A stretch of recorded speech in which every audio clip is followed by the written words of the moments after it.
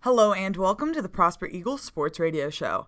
Today's features will include a look at Prosper Lacrosse by me, Abby Smith, NCAA March Madness with Final Four with Dalton Smith, Major League Baseball preview with Mr. Berliner. Prosper Lacrosse is growing by leaps and bounds and is off to a great start this season. Their current record is 5-2 after recently defeating Highland Park. They're currently 2-1 in district. On the season, they have beaten Hillcrest High, Central High, Plano East, and Trinity Valley. The team is led by seniors Cole Turner at midi, Clay Fearon, who plays left attack, Oren Clark, Josh Fisk, Ben Cusmano on defense, and Colin Harbor, who plays goal. Other standouts include sophomore Cole Schmidt on right attack, sophomore Jack Delano, who plays face-off midi, and sophomore Craig Parham on defense. The team is currently ranked number 5 in the state of Texas and plays their next game Sunday, April 2nd, here in Prosper at 4 p.m. against Colleyville. Keep listening to PHS Radio and check back at phsradio.com during the week for the Prosper Precap to find scores and highlights of all Eagle sports currently in season. This is Abby Smith, and now here is Dalton Smith with his Final Four March Madness picks. Thanks, Abby. Now moving on to the Final Four. So my Sweet 16, I went 4-4 overall for my record. Not the greatest, only 50%, but that's just the fun of March Madness. So now we're going to be moving to the Final Four. And we're going to start with 7th seed South Carolina and 1 seed Gonzaga. Again, Gonzaga has played super well in this tournament. I thought Xavier might have had a shot at beating Gonzaga, especially with that super awesome half-court shot at the end of the half by Xavier. That was awesome. Only wish that counted, though. It was the longest shot I've ever seen in March Madness. It probably was the longest shot ever in March Madness. But Gonzaga just handled Xavier super easily. And now they're going to be playing South Carolina, which, again, was not supposed to make it to this point, from experts, but here they are, a 7th seed, and I'm going to go with the upset. I think South Carolina will beat Gonzaga. They're just so electric on the court. They're super fast. They're very aggressive. They're strong defensively, but they have to have a great shooting game in order to beat Gonzaga. Their shooting percentage sometimes it can be kind of it's not the best in the world, especially in the first half when they were playing. I think it was the round of 32. Or maybe it was a Sweet 16, a round of 32. But their shooting percentage was only 20. It was 20%. 20% shooting percentage. It was not that good. And then they were shooting over 70% in the second half. And again, that's just making adjustments at halftime, and they just came out and played a super awesome second half. And so I think they're going to do the same with Gonzaga, except they need to have a strong start, or else they're going to fall behind just like Xavier did. Xavier just could not come close to Gonzaga, and whenever they did, Gonzaga just outran them essentially, because Gonzaga had so many 3-pointers in that game, and they were shooting so well that game, and Xavier just couldn't keep up with them. And so I think South Carolina, they can beat Gonzaga, but they have to shoot very well in this game in order to win. So I will pick South Carolina over Gonzaga. And next up, the night game at 7:49, Oregon and North Carolina. So again, Oregon is another shock. Even though they're a 3 seed, beating Kansas is not easy. And the way Oregon beat them, it was impressive because Kansas could not keep up with Oregon. And Oregon always seemed to be a step ahead of Kansas throughout the entire game. And I think they're going to have a pretty good game against North Carolina, but I think North Carolina can beat Oregon. So I'm going to go with North Carolina over Oregon. I am now going to make a national championship pick. Let's just say my first one, Kansas, that's not going to happen because Oregon handled Kansas pretty well. And so with my picks in the Final Four, it will be the Carolinas. If it plays out to my picks, it's going to be South Carolina, North Carolina. I do think North Carolina is the better team than South Carolina. I just think they have more talent across the board. I think North Carolina is a much better shooting team than South Carolina.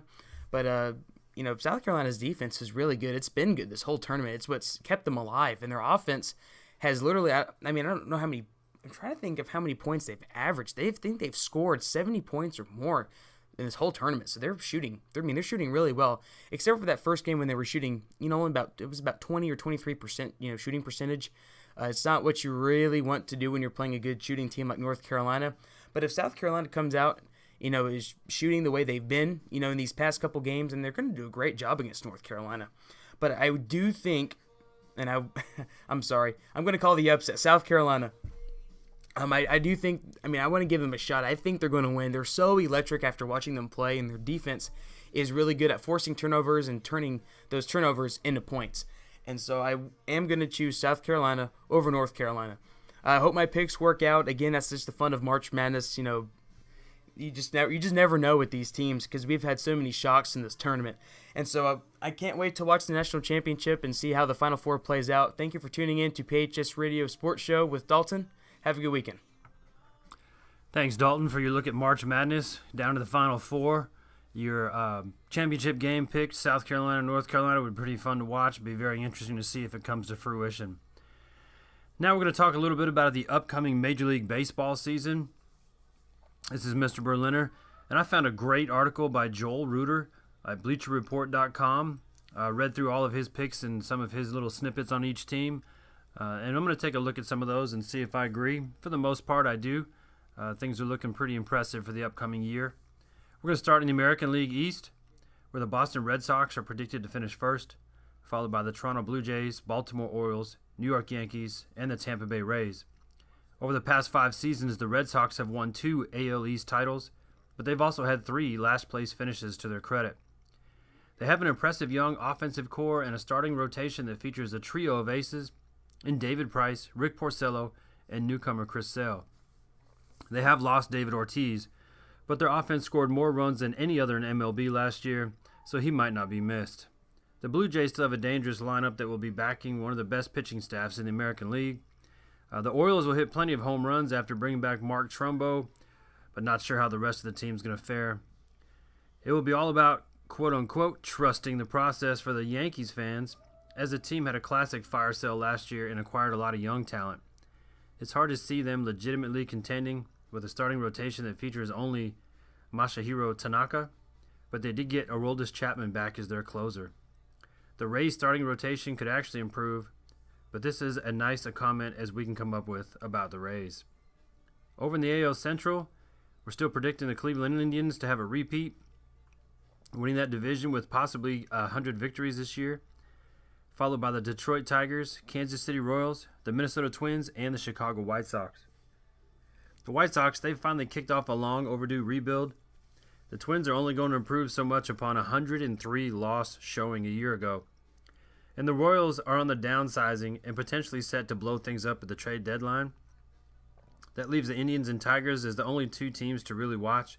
The Indians won the division title by 8 games last year, and that number could be even higher this year. The starting rotation stacks up to any in baseball, and the bullpen will benefit from a full season of Andrew Miller.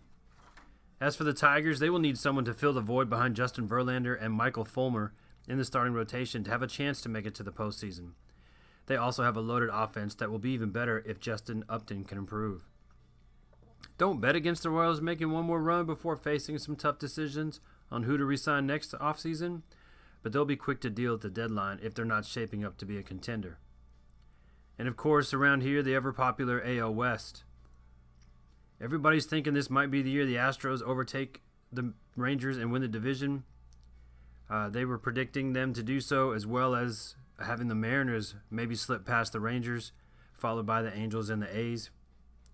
The Rangers were the class of the AL West a year ago, winning the division by a 9-game margin that was bested only by the Cubs, who won their division by 17.5 games.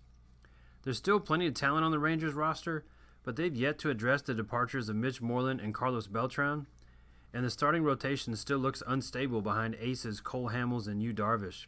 The team is putting a lot of faith in the likes of Joey Gallo, Jurickson Profar, Andrew Cashner, and Tyson Ross. The Astros may not have found the frontline starter they were looking for this winter, but they did add Brian McCann, Josh Reddick, and Carlos Beltran to an offense that already featured the dynamic trio of Jose Altuve, Carlos Correa, and George Springer. The pitching will revolve around a bounce-back season from Dallas Keuchel. The Mariners project to have 10 newcomers on the opening day roster, which is a lot of turnover for a team that hasn't reached the postseason since 2001. Ace Felix Hernandez return to elite form would trump any outside addition in terms of impact. The Angels improved this offseason, but the Halos tallied just 74 wins a year ago, and they don't seem like division contenders this year. And the A's, once again, look like cellar dwellers. Over in the National League, we'll start in the East, looking for a repeat from the Washington Nationals to win that division, followed by the Mets, Marlins, Braves, and the Phillies. The Nationals whiffed in their pursuit of Chris Sale during the winter meetings, but they did walk away with outfielder Adam Eaton. He'll join budding superstar Trey Turner, and they could both pile up runs if Bryce Harper returns to form. With Max Scherzer and Steven Strasburg, the front of the rotation is as talented as any in baseball.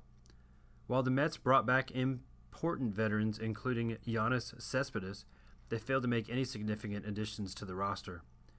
The Marlins' strategy was to focus on building a super bullpen, but the health of slugger Giancarlo Stanton could again be the determining factor in whether the Marlins can legitimately contend. While the Braves and Phillies are still in the process of rebuilding, both could push for a winning record if a few things break in their favor. In the NL Central, world champion Chicago Cubs looking at another possible 100-win season. Behind them, we see the Cardinals, Pirates, Reds, and then Brewers. It's not an earth-shattering analysis to call the Cubs the team to beat.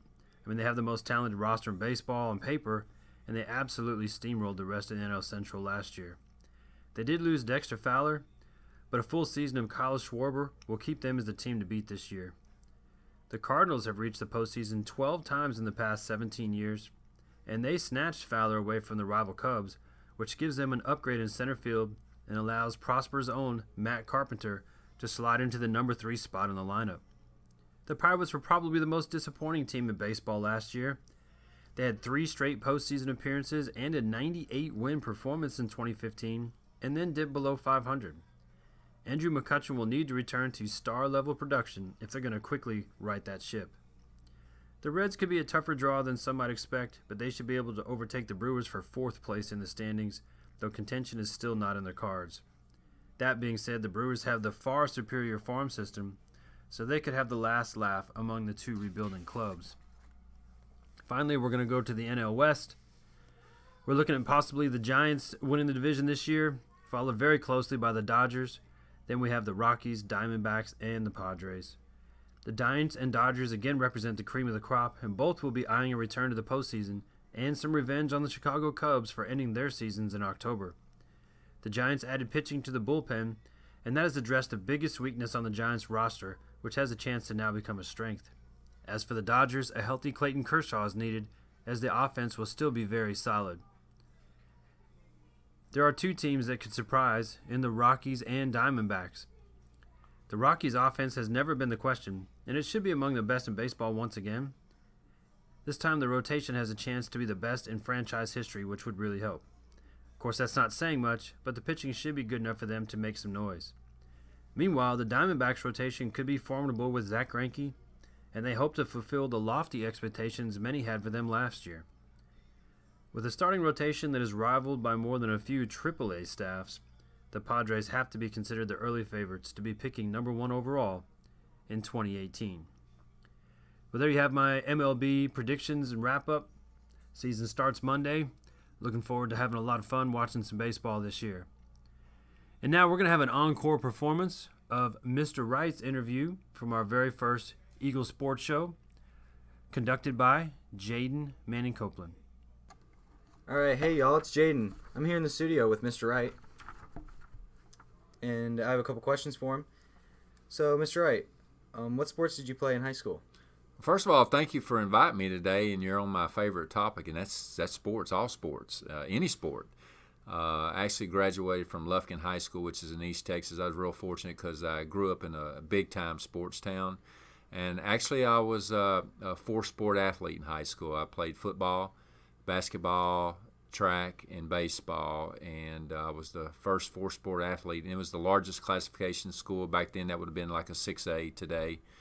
And from my understanding, it's a long time ago, there's never been another 4-sport athlete since I graduated. So it's hard to juggle 2 sports at one time with track and baseball going on at the same time. So what I would usually do is, depending on what the coaches wanted, I would go to normally I would get my track workout out of the way first during the athletic period, and I'd drive over and meet the baseball team over at the baseball field, because our baseball facility was not on our campus, and our track was not either. So it made it very difficult. Both facilities were away from the high school campus. But I loved every sport. I wish I could have played even more, but that's all I had time was to play for. My favorite, obviously, was because Friday Night Lights was football, and when each sport would begin, I can just tell you that I was passionate about it. I love that sport just as much as any other sport. And a little history for you. I check it out from time to time. I still hold the school record in the high jump. I actually jumped 6 foot 9 inches in high school and as a state-ranked high jumper. And so who knows? I don't know, records are made to be broken, and so someday somebody will come along and break my school record. But that was pretty long ago because I graduated in 1981. Wow, very, very accomplished. So what college did you go to, and what sports did you play there? I went to a Division II school. It was called, at the time, Texas A&I University. It's in Kingsville, Texas, outside of Corpus Christi. I did get recruited by some D1 schools, and thought I was going to University of Houston because it was right outside my hometown, Lufkin. Back then, they were very, very strong in the Southwest Conference. They only recruited 2 defensive back. I was number 3 on the board. The guy that showed me the board, he was actually from our hometown, Lufkin, one of the assistant coaches there.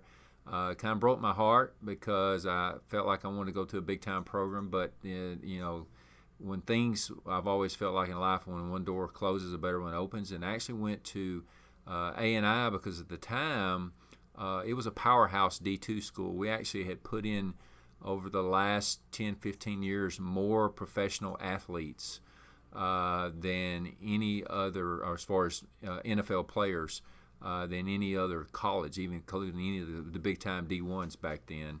And I did have the good fortune. I was a defensive back, and I ended up playing. I was a safety, ended up starting all 4 years, including my freshman year. I'll give you a little trivia on the negative side, how you look at it.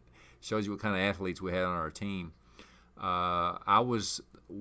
I started my freshman year, the 2 cornerbacks and the free safety, I was a strong safety, they all went to the NFL.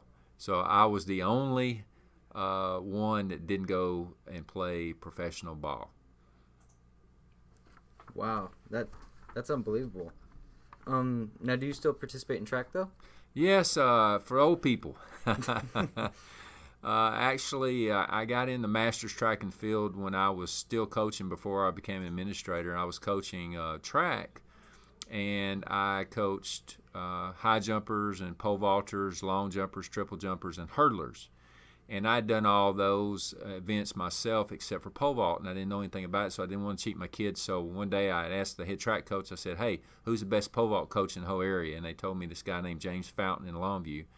And so I called him up, and I went over. I said, hey, I don't want to cheat my kids. I want to learn everything. I heard you're the best pole vault coach around. So what I did, I went over, took my kids over, took notes. We videoed, and he was working out with his kids, and he was about 36 at the time. I said, Coach, you always work out with your kids? He said, yeah, I compete in this thing called Masters Track and Field.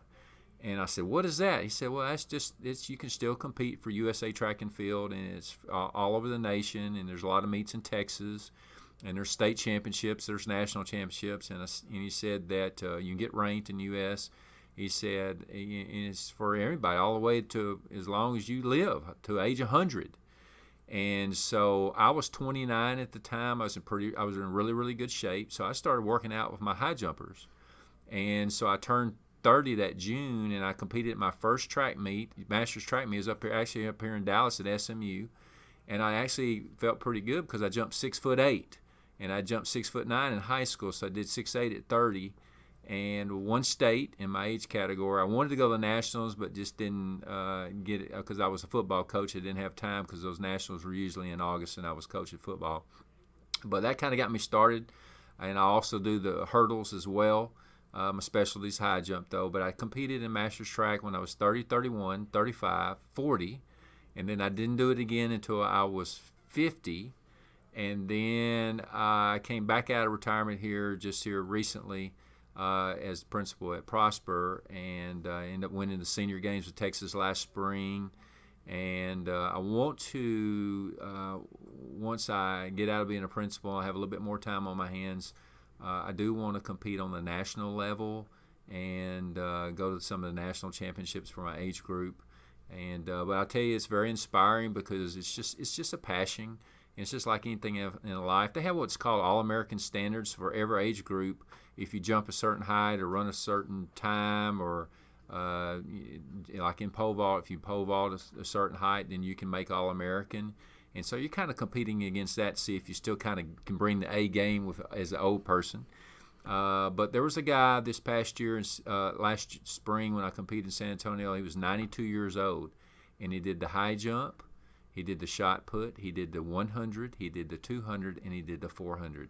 He was the most amazing, inspirational individual I've ever been around. And, most people are, if you can just take a couple of steps without using a walker at age 92, that's pretty inspirational. So those guys inspire me. I've always told my daughters is that when they have children one day, I want my grandkids to come and watch me compete in Masters track and field. I'll probably start hurdling a little bit too, because I like to do that as well besides high jumping. But you can't train like you're 18 anymore. You have to train like you're an old man. I've learned that over time, and you'll have some injuries. You got to work through it because we're not young like we used to be. I'm getting closer to my mid-50s now, so you have to kind of humble yourself. But it is a passion to still go out and compete. I love to compete, and I love to meet people. And it's not so much that you're actually competing against individuals once you get older. It's just like you have a common interest and a passion for the sport, and you kind of support each other. I probably cheer as loud for the older guys that are jumping before I come in on my opening height than anybody, because they just inspire me, and I go over and try to encourage them and high-five them. And I say, I hope I can do what you do when I'm 72 or 80 or whatever, and like the 92-year-old. Very inspirational and very motivational too. Thank you. So what is your favorite memory with PHS Sports? Wow, I tell you what, hard to put in order, but I guess I would probably say the state baseball championship was extremely special. That team only lost 3 games the entire year. The way we defeated Georgetown in the state championship game, got off to a big start, and just kind of was able to enjoy the game. But that was a special moment watching that. It was the largest crowd ever to watch a state championship game ever. And so I was very proud of that moment. Also proud of the state volleyball playoffs, and we won the semifinals and then played in the state championship. Lost to Amarillo, but what a special time that was. And I was so proud of our student body because we really had that school spirit thing going. We were whiting out, and ultimate compliment is that the UIO officials came over and found me, and they said, look, we go to every sport in high school, and we've never ever in any sport seen an amazing student section like you've got here. And that made me feel like a proud papa. The whole town got behind the volleyball team, but we had some really, really cool organized stuff in our student section during that time as well. And then I would say, was special this past year, just a recent memory on my mind is our football team winning the district championship this year and holding up that gold trophy. And, that was special as well. I do feel like that just instinctively, I feel like our girls soccer team's got a chance maybe to do it this year. They might win it all. And I really feel like that the baseball team might have that team that can make another run for the state title again. There's just they're lining up right now at 15-2-1, and they start district play tonight. So I think those two sports got a chance to maybe get their pitcher out there on the front of the high school. The next state champion gets their pitcher. All right, so this last question, this one's coming from me. I'm an athlete too, and I would like to ask you, what can I do to better myself as an athlete and be as inspirational as you are to us all? Well, I've always believed that as a person we can make ourselves better if we're willing to commit and have self-sacrifice, self-commitment. It takes a lot of intrinsic motivation. And I've always believed that if you internally are motivated to succeed, nobody needs to inspire you. They don't need to coach you. You just have that drive within you, and you just have to go above and beyond and train. I had the good fortune of playing college football with Darrell Green, the Washington Redskins. He played in the NFL for 20 years. He's first ballot Hall of Famer. And at age 40, he ran a 4.2. If you don't believe me, Google it, and you can see it right now. Darrell Green, best 40 time. He outran all the 20-year-olds on the team. He was 40. But let me tell you about Darrell Green. I knew him before he was famous, and had the good privilege to play with him in the defensive backfield. He was the hardest worker on our team. And Darrell would go out and stretch before we even were supposed to go out in the practice field. He would run all the wind sprints harder than anybody, and he had more speed than anybody. Anytime we would cover the receivers one-on-one, he would break cut line. He wanted more reps than anybody. He only would cover the best receivers. His work ethic, how he took care of his body, his training, it was just unbelievable. We used to just go watch him run at track practice to watch him run. But I learned a lot being around him. He was a great role model for me. And I just believe, to answer your question specifically, if you make a plan and you have a purpose in life and have a passion, just dedicate yourself. In today's modern times, you can make yourself a better athlete by training physically, but there's also a lot more that goes with it. I mean, you've got to do the eating and getting the proper rest and all the intangibles that go with that as well. But I wish you the best in your endeavors as well. And this is a great thing you are doing here with our radio here for our school, and I'm sure proud to be associated with y'all. Y'all do a great job on it, and love to do the shout-outs as well. Thank you, Mr. Wright, and thank you guys for listening. You're listening to PHS Radio with Edge. My name's Jaden.